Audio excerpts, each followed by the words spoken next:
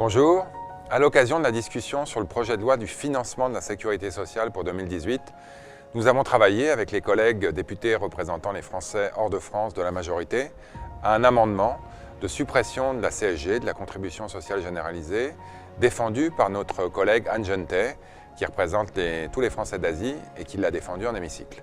Je m'exprime devant vous au nom des 9 députés de la majorité représentant les Français établis hors de France. Cet amendement vise à supprimer les dispositions du Code de la sécurité sociale qui étendent le prélèvement de la CSG et la CRDS aux revenus immobiliers de source française des non-résidents.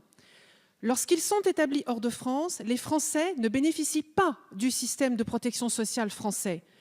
Il apparaît donc anormal qu'ils contribuent à un système dont ils ne profitent absolument pas. Il y a un certain nombre de sujets que je ne vais pas ouvrir ici, mais sur lesquels je comprends parfaitement les attentes de nos compatriotes installés à l'étranger. Je suis prêt à ouvrir la discussion avec eux. Notre amendement, nous avons accepté de le retirer car notre ministre, Madame Buzyn, nous a proposé une mission parlementaire pour laquelle nous allons enfin pouvoir mettre encore plus la lumière sur la préoccupation des Français de l'étranger.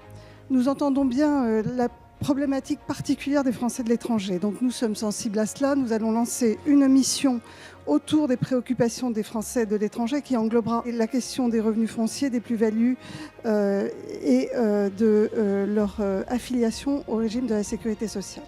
Ça va pouvoir nous permettre de nous pencher sur toutes les questions de fiscalité. Et il y en a plusieurs, parce qu'il y a la CSG, mais il y en a plusieurs autres. Il y a la résidence unique, il y a le retour en France, il y a les jours de carence, les mois de carence quand on rentre en France. À l'ensemble des questions de fiscalité, mais également aussi à toute la question de la simplification administrative, que ça soit à l'étranger dans les consulats ou ici pour le retour en France de nos concitoyens, et qui sont essentielles pour favoriser la mobilité internationale. En Amérique latine et aux Caraïbes, par exemple, il s'agit souvent de jeunes et de retraités qui ont très peu de moyens financiers. Ils sont pour la plupart soumis à une double imposition, ce qui peut générer des obstacles insurmontables dans leur projet de vie et alimenter une sensation d'injustice ou d'inégalité par rapport à leurs concitoyens en métropole.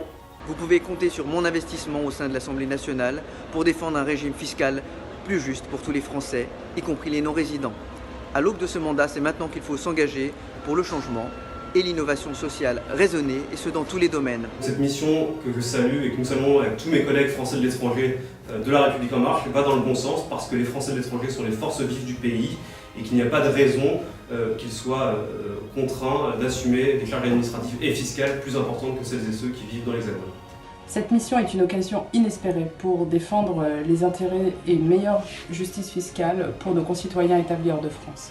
Je m'engagerai et soutiendrai donc également cette mission aux côtés de mes collègues députés.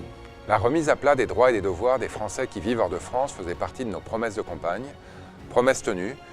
Le gouvernement va lancer cette mission parlementaire. Nous vous tiendrons évidemment au courant de l'avancée de ces travaux. À bientôt.